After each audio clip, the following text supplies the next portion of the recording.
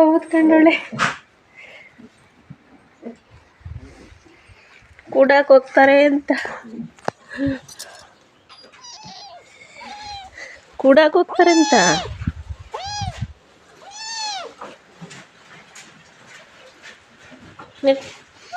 Right ಹುಡು ಹುಡು ಹುಡು ಹುಡು.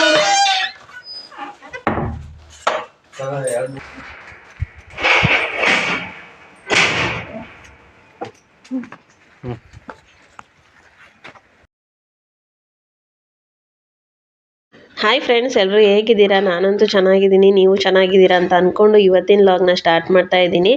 ಏನಪ್ಪ ಅಂತ ಅಂದರೆ ಇವತ್ತು ಬೆಳಗ್ಗೆನೇ ಇವತ್ತು ತಾಯಿ ಮನೆಗೆ ಹೋಗ್ತಾ ಇದ್ದೀನಿ, ಅಮ್ಮನ ಮನೆಗೆ. ಏನು ಖುಷಿ ಅಂದರೆ ನನಗೆ ಅಮ್ಮನ ಮನೆಗೆ ಹೋಗೋದಕ್ಕೆ ತುಂಬಾ ಖುಷಿ ಆಗ್ತಾ ಇರುತ್ತೆ.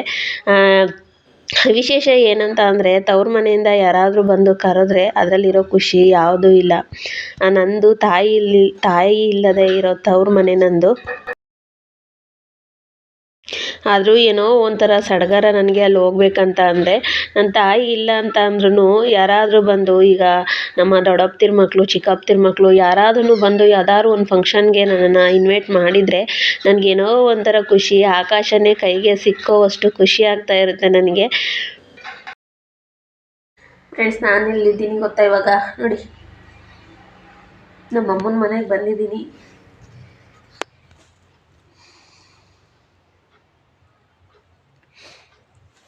ತೋರಿಸ್ತೀನಿ ನಮ್ಮ ಅಮ್ಮನ ಮನೆ. ಫ್ರೆಂಡ್ಸ್, ಇದು ಬಂದು ಚಿಕ್ಕದಾಗಿ ಒಂದು ಕೊಟ್ಟಿಗೆ ಥರ ಈಚೆ ಕಟ್ಸಿದ್ದೀವಿ. ಮತ್ತು ಇದು ಬಂದು ಮನೆಯ ಎಂಟ್ರೆನ್ಸ್. ಇದು ಮನೆ ಎಂಟ್ರೆನ್ಸ್. ಇಲ್ಲಿ ಡೈರೆಕ್ಟಾಗಿ ಕಾಣಿಸ್ತಾ ಇರೋ ಫೋಟೋ ನಮ್ಮದು ಎಂಗೇಜ್ಮೆಂಟ್ ಫೋಟೋ. ಅದು ಅಲ್ಲಿ ನೋಡಿ, ಅದೇ ನಮ್ಮ ಎಂಗೇಜ್ಮೆಂಟ್ ಫೋಟೋ. ಇದು ಬಂದು ಶೋಕೇಸಲ್ಲಿ ನಾನು ಹಾಸನಲ್ಲಿದ್ದೆ ಹಾಸ್ಟೆಲಲ್ಲಿ. ಆಗ ನನಗೆ ಅಲ್ಲಿ ಗಿಫ್ಟ್ಗಳು ಯಾವ್ಯಾವ ಗಿಫ್ಟ್ಗಳು ಕಾಣಿಸ್ತವೆ ಅವೆಲ್ಲ ತೊಗೊಬಂದು ನಾನು ತೊಗೊಬಂದು ಅಲ್ಲಿ ತುಂಬ್ತಾ ಇದ್ದೆ. ಅಲ್ಲಿ ಕಾಣಿಸಿದ್ದೆ ನಮ್ಮ ಅಮ್ಮನ ಫೋಟೋ. ಇದು ಬಂದು ಅಡುಗೆ ಮನೆ, ಇದು ಕಿಚನ್ನು. ದೊಡ್ಡದಾಗಿದೆ ಕಿಚನ್ನು ಅಂತೂ. ಈಗ ಫಸ್ಟೆಲ್ಲ ಫುಲ್ಲು ನೀಟಾಗಿತ್ತು. ನಮ್ಮಮ್ಮ ನಮ್ಮನ್ನು ಬಿಟ್ಟು ಹೋಗಾದ್ಮೇಲೆ ಆಲ್ರೆಡಿ 3 ವರ್ಷ ಆಯಿತು. ನಮ್ಮಮ್ಮ ಬಿಟ್ಟೋದ್ಮೇಲೆ ಮನೆ ಈಗ ನೋಡೋಕ್ಕೆ ಒಂಥರ ಬೇಜಾರು. ಮನೇಲಿ ಹೆಂಗಸ್ರು ಅನ್ನೋರು ಇದ್ದರೆ ಮನೆ ಎಷ್ಟು ನೀಟಾಗಿ ಅಚ್ಚುಕಟ್ಟಾಗಿ ಇಟ್ಕೊಂಡಿರ್ತಾರಲ್ಲ, ಹಾಗಾಗಿ ಇದು ಕಿಟಕಿ ಕಾಣಿಸ್ತಾ ಇರಲಿಲ್ಲ, ಫುಲ್ಲು ಕತ್ತಲೆ ಆಗಿತ್ತು. ಹಾಗಾಗಿ ಕಿಟಕಿ ಒಂದು ಓಪನ್ ಮಾಡಿಬಿಟ್ಟು ತೋರಿಸ್ತಾ ಇದ್ದೀನಿ. ಇವಾಗ ಇಲ್ಲಿರೋದು ನಮ್ಮಪ್ಪ ಒಬ್ಬರೇ, ಯಾರೂ ಇಲ್ಲ. ನಮ್ಮಪ್ಪ ಒಂದೇ. ನಮ್ಮನೇಲಿ ಅಣ್ಣ ತಮ್ಮ ಯಾರೂ ಇಲ್ಲ, ಗಂಡು ಮಕ್ಕಳಿಲ್ಲ. ಹಾಗಾಗಿ ನಮ್ಮಪ್ಪ ಒಂದೇ ಐತೆ. ನಾನು ಸ್ವಲ್ಪ ದಿನ ಮನೆಗೆ ಕರ್ಕೊಂಡು ಹೋಗ್ತೀನಿ, ನಮ್ಮಪ್ಪ ಬೇಜಾರಾಗುತ್ತೆ ಅಂತ ಮತ್ತೆ ಇಲ್ಲಿಗೆ ಬರುತ್ತೆ. ಈಗ ಅಲ್ಲಿ ತೋರಿಸಿದ್ದು ಒಂದು ರೂಮ್ ಇತ್ತದು. ಇವಾಗ ಫುಲ್ಲು ಎಲ್ಲ ಇದಾಗಿಬಿಟ್ಟಿದೆ. ನಮ್ಮಮ್ಮ ಇದ್ದಾಗ ಎಲ್ಲ ನೀಟ್ ಮಾಡ್ಕೊಂಡಿತ್ತದು. ಮತ್ತು ಈ ಕಡೆ ಬಂದರೆ ಇದು ಒಂದು ಚಿಕ್ಕದು ರೂಮ್ ಥರ ಕಟ್ಸಿದ್ದು. ನಮ್ಮಮ್ಮ ತೀರೋಗೋದಕ್ಕಿಂತ ಮುಂಚೆನೇ ಕಟ್ಸಿತ್ತು. ಈ ಕಡೆ ಬಂದು ಬಚ್ಚಲು ಮನೆ ಇದೆ ಅಲ್ಲಿ. ಹಾಗೆಯೇ ಇಲ್ಲಿ ಬಂದು ಅಣ್ಣನ ಮನೆಗೆ ಬಂದೆ, ಅಲ್ಲಿ ಪೂಜೆ ಮಾಡ್ತಾಯಿದ್ರು. ಇದು ಬಂದು ಅಣ್ಣನ ಮನೆ ಗೃಹ ಪ್ರವೇಶಕ್ಕೆ ಇನ್ವೈಟ್ ಮಾಡಿದರು. ನಮ್ಮ ದೊಡ್ಡಪ್ಪನ ಮಗ ಬಂದು ಕರೆದಿದ್ರು. ಅಲ್ಲಿದ್ದಾರಲ್ಲ ಅವರೇ ನಮ್ಮ ದೊಡ್ಡಪ್ಪನ ಮಗ. ಹಾಗಾಗಿ ಹಸ್ಬೆಂಡು ಮತ್ತು ನಾವು ಬಂದಿದ್ದು. ಇಲ್ಲಿ ನಮ್ಮ ಕಡೆ ಗೃಹ ಪ್ರವೇಶ ದಿನ ದಾಸಪ್ಪನ ಕರೆಸಿ ಪೂಜೆ ಮಾಡ್ತಾರೆ. ಹಾಗಾಗಿ ದಾಸಪ್ಪಂಗೆ ಪಡಿ ತುಂಬಿಸ್ತಾ ಇದ್ರು.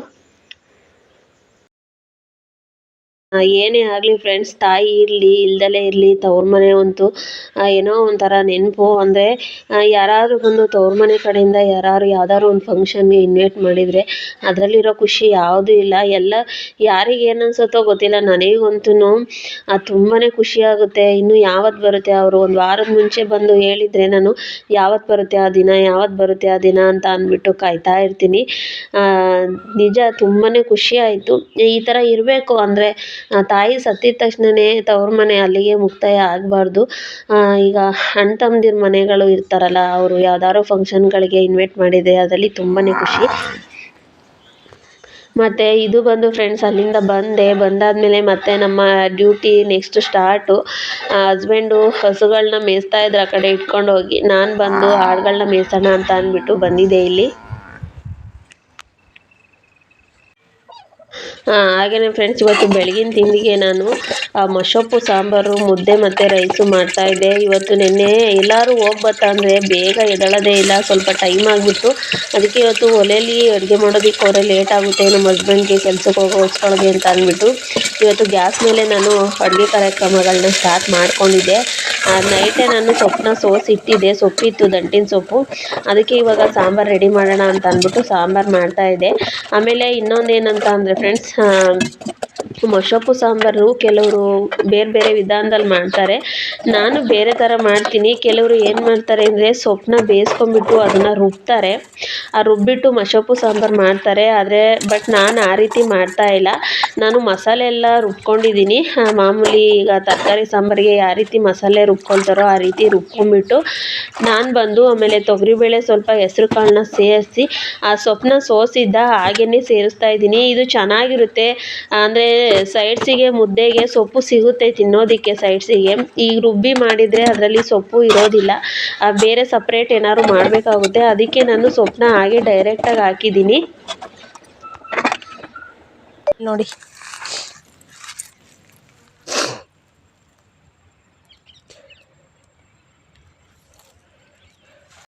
ನೋಡಿದ್ರಲ್ಲ ಫ್ರೆಂಡ್ಸ್, ಇದೇನಂತ ಗೊತ್ತಾ, ನಮ್ಮನೆ ಕೊತ್ತಿ ಫ್ರೆಂಡ್ಸ್. ಇದು ಹೇಗಿದ್ಲು ಅಂದರೆ 2 ವರ್ಷದಿಂದ ಸಾಕೊಂಡಿದ್ದೆ ನೋಡಿ. ಮುಟ್ಬಾರ್ದು ಅಂತಾರೆ, ಆದರೆ ನಾನು ಮುಟ್ತಾಯಿದ್ದೀನಿ. ಉಗುರೆಲ್ಲ ಕಿತ್ತೋಗಿದೆ ನೋಡಿ. ಯಾವ ಪರಿಸ್ಥಿತಿ, ನಾನು ಒಂದು ವಾರದಿಂದ ಏನಂತ ಅಂದರೆ ಎಲ್ಲೋ ಹೋಗಿದೆ ಪಕ್ಕದೂರಲ್ಲಿ. ನಾನು ಲೈವಲ್ಲೆಲ್ಲ ಹೇಳ್ತಾ ಇದ್ದೆ, ಎಲ್ಲೋ ಆ ಕಡೆ ಪಕ್ಕದೂರು ಐತೆ, ಅಲ್ಲಿಗೆ ಹೋಗಿರ್ಬೋದು ಅಂತ ನಾನು ಅಂದ್ಕೊಂಡಿದ್ದೆ. ನೋಡಿ, ಏನೋ ಬೇಟೆ ಆಡಿಬಿಟ್ಟು ಬಿಟ್ಬಿಟ್ಟು ಹೋಗಿದೆ. ಇದು ಎಷ್ಟು ಹೊಟ್ಟೆ ಉರಿತಾ ಇದೆ ಅಂದರೆ 2 ವರ್ಷದಿಂದ ಸಾಕಿದೆ ಫ್ರೆಂಡ್ಸ್. ಹೊಟ್ಟೆ ಉರಿತಾ ಇದೆ. 5 ದಿನ ಆಯಿತು ನಾನೆಲ್ಲ ಆ ಕಡೆ, ಅಂದರೆ ಹೋಗ್ತಾ ಇತ್ತು ಅದು ತುಂಬ ದಿನದಿಂದ. ಹೋಗಿ 2 ದಿನ 3 ದಿನಕ್ಕೆ ಬರೋದು, ಹಾಗೆ ಹೋಗಿದೆ ಅಂತ ಅಂದ್ಕೊಂಡೆ.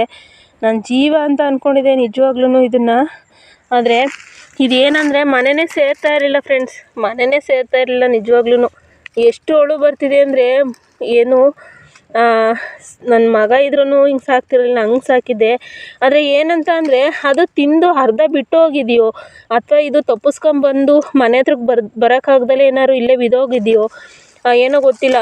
ಫುಲ್ಲು ಹುಳ ಬಿದ್ದು ಎಲ್ಲ ಇದಾಗ್ಬಿಟ್ಟಿದೆ ನೋಡಿ. ಹೆಂಗಿದ್ಲು ಅಂತ ಅಂದರೆ ಇವಳು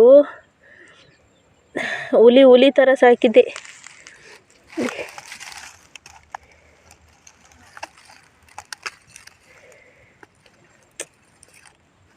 ಇದು ಮನೆಯೇ ಸೇರ್ತಾ ಇಲ್ಲ. ನಾನು ಎಷ್ಟು ಒಂದೊಂದಿನ ಕೂಡ ಹಾಕಿವೆ ಮನೆ ಹತ್ರವ, ಹೋಗುತ್ತೆ ಏನಾರು ಹಿಡ್ಕೊಂಡು ತಿನ್ನುತ್ತೆ ಅಂತ ಅಂದ್ಬಿಟ್ಟು. ಆದರೆ ಇದು ಮನೆಯೇ ಸೇರ್ತಾ ಇರಲಿಲ್ಲ, ಹೋಗೋದು ಬೇಟೆ ಆಡೋಕ್ಕೆ. ನೋಡಿ, ಇದನ್ನು ಯಾನೋ ಬೇರೆ ಬೇಟಾಡಿದೆ. ಇದು ಹೆಂಗೆ ಕಂಡಿಡ್ದೆ ಅಂದರೆ ನಮ್ಮದೇ ಅಂತ ಅಂದ್ಬಿಟ್ಟು ನೋಡಿ, ತಲೆ ಮೇಲೆ ಇದು ಗಾಯ ಆಗಿತ್ತಂದರೆ ಕಿತ್ಕೊಂಬಂದಿತ್ತು. ಇಲ್ಲಿ ನೋಡಿ, ಇಲ್ಲಿ ಕಿತ್ಕೊಂಬಂದಿತ್ತು, ಕಾಣಿಸ್ತಿದ್ಯಾ? ಇಲ್ಲಿ ಕಿತ್ಕೊಂಬಂದಿತ್ತು. ಇದಕ್ಕೆ ಔಷಧಿ ಹಚ್ಚಿದ್ದೆ ನಾನು. ಈಗ ಒಂದು 15 ದಿನದಲ್ಲಿ ಔಷಧಿ ಹಚ್ಚಿದ್ದೆ. ಏನೋ ಕಿತ್ಬಿಟ್ಟಿತ್ತು, ಔಷಧಿ ಹಚ್ಚಿದ್ದೆ. ಅದು ಅಲ್ಲಿ ಇನ್ನೂ ಕೂದಲೆಲ್ಲ ಬೆಳ್ಕೊಂಡಿರಲಿಲ್ಲ, ಅಷ್ಟು ಮುದ್ದಾಗಿ ಸಾಕಿದ್ದೆ ನೋಡಿ.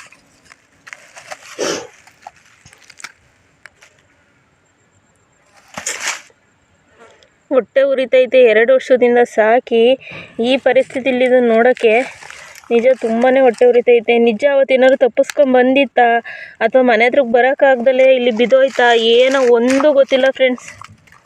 ನೋಡಿ, ಎಲ್ಲ ಫುಲ್ಲು ಹುಳ ತಿಂದ್ಬಿಟ್ಟಿದೆ. ನಾನು ಆಳು ಮೇಯ್ಸೋಕ್ಕೆ ಬಂದಾಗ ನೋಡಿದೆ ಇದನ್ನು, ಇಲ್ಲಾಂದರೆ ಎಲ್ಲ ಪಕ್ಕದೂರಿಗೆ ಹೋಗೈತೆ ಅಂತ ನಾನು ಅಂದ್ಕೊಳ್ಳಿವೆ. ನಿಜ ಅಳು ಬರ್ತಾ ಇದೆ ನನಗೆ, ನಿಜ ಅಳು ಬರ್ತಾ ಇದೆ ತುಂಬಾ. ಯಾರು ತಪ್ಪು ತಿಳ್ಕೊಬೇಡಿ, ವಿಡಿಯೋದಲ್ಲಿ ಈ ಥರ ತೋರಿಸ್ತಿದ್ದಾಳೆ ಅಂತ. ಇದನ್ನು ಕೆಲವರು ಮುಟ್ಟಕ್ಕೆ ಅಸಹ್ಯ ಪಡ್ಕೊಳ್ತಾರೆ. ನಿಜ ಹುಳ ಬಿದ್ದುಬಿಟ್ಟಿದೆ ನಿಜವಾಗ್ಲೂ.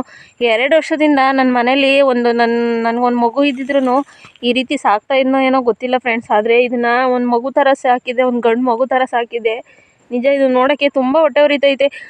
ಎಷ್ಟು 5 ದಿನ ಆಗಿತ್ತು ಅಂದರೆ, ಅದು ಫಸ್ಟೆಲ್ಲ ಒಂದು 2 ದಿನ 3 ದಿನ ಹೋಗೋದು, ಪಕ್ಕದೂರಿಗೆ ಹೋಗ್ಬಿಟ್ಟು ಬರೋದು ಮತ್ತೆ ರಿಟರ್ನು. ಕರೆಕ್ಟಾಗಿ ಇವತ್ತೀಗ 5 ದಿನ. ನಾನು ಎಲ್ಲೋ ಹೋಗಿರಬೇಕು, ಎಲ್ಲೋ ಪಕ್ಕದೂರಿಗೆ ಹೋಗಿರ್ಬೇಕೇನೋ ಅಂತ ನಾನು ಅಂದ್ಕೊಂಡೆ. ಇವತ್ತಿಲ್ಲಿ ಈ ಸೈಡೆ ಆಡು ಮೇಯ್ಸೋಣ ಅಂತ ಬಂದೆ. ಆವಾಗ ನೋಡಿದೆ ಅದು ನಾಯಿ ಓಡ್ಬತ್ತು ಇಲ್ಲಿಗೆ. ಆವಾಗ ನೋಡಿದೆ, ಆವಾಗ ನೋಡಿ ತುಂಬಾ ಹೊಟ್ಟೆ ಉರಿಯಿತು ನಿಜವಾಗ್ಲೂ. ಸಾಕಿದ ಪ್ರಾಣಿಗಳನ್ನ ಈ ಥರ ಕಳ್ಕೊಂಡ್ರೆ ನಿಜ ತುಂಬಾ ನೋವಾಗುತ್ತೆ. ಎಷ್ಟು ಪ್ರೀತಿಯಿಂದ ಸಾಕಿದೆ ಗೊತ್ತಾ, ಅಷ್ಟು ಪ್ರೀತಿಯಿಂದ ಸಾಕಿದ್ದೆ. ನಿಜ ತುಂಬಾ ಹೊಟ್ಟೆ ಉರಿತೈತಿ. ಬಹುಶಃ ಒಂದು 5 ದಿನದ ಹಿಂದೆ ನಾನು ಈ ಕಡೆ ಎಲ್ಲರೂ ಬಂದು ನೋಡಿದರೆ ಅಕಸ್ಮಾತ್ ಇದೇನಾದ್ರು ಸ್ವಲ್ಪ ಹುಷಾರು ಇದಾಗಿ ಏನಾದ್ರು ಬಿದ್ದಿದ್ರು ಆಸ್ಪತ್ರೆಗಾರು ಕರ್ಕೊಂಡೋಗಿ ಉಳಿಸ್ಕೊಳ್ಳಿವೆ. ಒಂದ್ಸಲ ನಿಜ ಆಸ್ಪತ್ರೆಗೆ ಕರ್ಕೊಂಡು ಹೋಗಿದ್ದೀನಿ. ಡಾಕ್ಟ್ರೇ ನಗಾಡಿದ್ರು, ಕೊತ್ತಿ ತೊಗೊಂಬಂದಿದ್ಯಾ ಆಸ್ಪತ್ರೆಗೆ ಅಂತ ಅಂದ್ಬಿಟ್ಟು. ಕಾಲೆಲ್ಲ ಕಿತ್ತಿಸ್ಕೊಂಬಂದಿತ್ತು, ಫುಲ್ಲು ಕಾಲೇ ನ್ಯಾತಾಡ್ತಾ ಇತ್ತು. ಕರ್ಕೊಂಡೋಗಿ ಫುಲ್ಲು ಬ್ಯಾಂಡೇಜ್ ಮಾಡಿಸಿ ಕರ್ಕೊಂಬಿಟ್ಟು ಬಂದಿದ್ದೆ. ಇದೇನಾದ್ರು ಅಷ್ಟು ಹುಷಾರಿಲ್ಲ ಅಂತ ಅವತ್ತು ನನಗೆ ಸಿಕ್ಕಿದ್ರು ನಿಜ ದೇವರಣಗೆ ಆಸ್ಪತ್ರೆಗೆ ಕರ್ಕೊಂಡೋಗಿ ಉಳಿಸ್ಕೊತಾ ಇದ್ದೆ. ನೋಡಿ ಇವತ್ತು ನನಗೆ ಸಿಕ್ಕಿರೋದು ಈ ಪರಿಸ್ಥಿತಿಲಿದು. ಇಲ್ಲೇ ಹಾಕ್ತೀನಿ.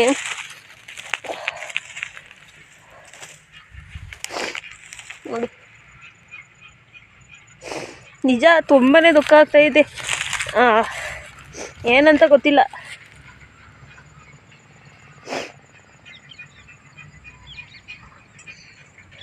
ನನ್ನ ಲೈವಲ್ಲೆಲ್ಲ ಏನಂದರೆ ನಮ್ಮ ಅವಳು ನಮ್ಮ ಸಿದ್ದಿ, ಇವಳ ಹೆಸರು ಸಿದ್ದಿ ಅಂತ ಅಂದ್ಬಿಟ್ಟು, ಇವಳಿಗೂ ತುಂಬ ಜನ ಫ್ಯಾನ್ಸ್ ಇದ್ದಾರೆ. ಏನಾದರೂ ನಿಮ್ಮ ಸಿದ್ದಿ ಕರ್ಕೊಂಡು ಹೋಗ್ತೀನಿ ನಾವು ಅಂತ ಅಂದರೆ ನಿಜ ನನ್ನ ಜೀವ ಅದು ನಾನು ಮಾತ್ರ ಕೊಡಲ್ಲ ಅಂತ ನೀವೇ. ಆದರೆ ಏನೋ ಗೊತ್ತಿಲ್ಲ, 5 ದಿನಕ್ಕೆ ಅದು ಇನ್ನೊಂದು ಸ್ವಲ್ಪ ದಿನ, ಇನ್ನೊಂದು 2 ದಿನ ಬಿಟ್ಟಿದ್ರೂ ಒಂದು ಮೂಳೆನೂ ಸಿಗ್ತಾ ಇರಲಿಲ್ಲ. 2 ದಿನ ಬಿಟ್ಟಿದ್ರೆ ಒಂದು ಮೂಳೆನೂ ಸಿಗ್ತಾ ಇರಲಿಲ್ಲ. ಇವತ್ತು ಈ ಸೈಡು ನಾನು ಮತ್ತು ನಮ್ಮ ಮನೆ ಹತ್ರ ಇರೋರು ಆಡ್ಮೇಸಣ ಅಂತ ಬಂದಿದ್ದು ಈ ಸೈಡು. ಆವಾಗ ಸಿಕ್ಕಿದ್ದು ನನಗೆ. ಅವ್ರ ನಾಯಿ ಒಂದು ಕಾಲ ಇಟ್ಕೊಂಬಿಟ್ಟು ಬತ್ತು, ಕಾಲು ಕಚ್ಕೊಂಡು. ಅವಾಗ ಏನಿದು ಅಂತ ಅಂದ್ಬಿಟ್ಟು ನೋಡಿದಾಗ ಹುಡಿಕೊಂಡು ಬಂದೆ. ನೋಡಿದ್ರೆ ಅಲ್ಲೇ ಬಿದ್ದೋಗೈತೆ. ನಮ್ಮ ಮನೆಗೂ ಅದಕ್ಕೂ ಸ್ವಲ್ಪ ದೂರ ನೋಡಿ, ಅಲ್ಲೇ ಮನೆ ಕಾಣಿಸ್ತಿದೆ. ಏನಂತ ಅಂದರೆ ಅವತ್ತು ನೋಡಿ ನಿಜ ಉಳಿಸ್ಕೊಂಬಿಟ್ಟಿವೆ. ಆಸ್ಪತ್ರೆಗೆ ಕರ್ಕೊಂಡೋಗಿ ಉಳಿಸ್ಕೊಂಡಿದ್ದೆ ಅವಾಗೊಂದ್ಸಲಿ ಕಾಲೆಲ್ಲ ಫುಲ್ಲು ಕಿತ್ತಾಕ್ಬಿಟ್ಟಿದ್ದು. ಅವ್ಳು ಇನ್ನೂ ಕಿಟ್ಟು ನಮ್ಮ ಮನೇಲಿ ಹಂಗೆ ಇದೆ. ಆಸ್ಪತ್ರೆಯಲ್ಲಿ ತೊಗೊಂಬಂದಿದ್ದು ಬ್ಯಾಂಡೇಜ್ ಬಟ್ಟೆ ಮತ್ತು ಔಷಧಿ ಎಲ್ಲ ಪ್ರತಿಯೊಂದು ನಮ್ಮ ಮನೇಲಿದೆ. ಏನೋ ಗೊತ್ತಿಲ್ಲ, ಇಷ್ಟಪಟ್ಟಿದ್ದು ಕಳ್ಕೊಳ್ಳೋಕ್ಕೆ ನಿಜ ತುಂಬಾ ಸಂಕಟ ಆಗುತ್ತೆ ನನಗಂತೂ. ಅವಾಗಲಿಂದ ಹೊಟ್ಟೆಯೊಳಗೆ ಬೆಂಕಿ ಹಾಕೋಣಂಗೆ ಆಗ್ತೈತಿ ಪಾಪ. ನಮ್ಮ ಮನೆಯವರು ಅಷ್ಟೇ ಇಷ್ಟಪಡೋರು. ನಮ್ಮ ಮನೆಯವ್ರಿಗೂ ವೀಡಿಯೋ ಕಳಿಸಿದೆ, ಅವರೆಷ್ಟು ಬೇಜಾರು ಮಾಡ್ಕೊಂಡಿದ್ದಾರೆ ಅಂತ ಗೊತ್ತಿಲ್ಲ. ಅದು ಮನೆಯೇ ಸೇರ್ತಾ ಇರಲಿಲ್ಲ. ನಾನು ಎಷ್ಟೋ ಸಲ ಅದನ್ನ ಕೂಡಾಕಿ ಮನೆ ಒಳಗೆ ನೈಟ್ ಹೊತ್ತು ಹೋಗುತ್ತೆ, ಏನಾದ್ರು ಇಟ್ಕೊಳ್ಳುತ್ತೆ ಅಂತ ಅಂದ್ಬಿಟ್ಟು ಎಷ್ಟೋ ಸಲ ಕೂಡಾಕಿದ್ದೆ. ಏನೋ ಗೊತ್ತಿಲ್ಲ, ಅದು ಹಣೆ ಬರೋ ಋಣ ಇದ್ದಿದ್ದೆ ಹಿಂಗೆ ಅನಿಸುತ್ತೆ.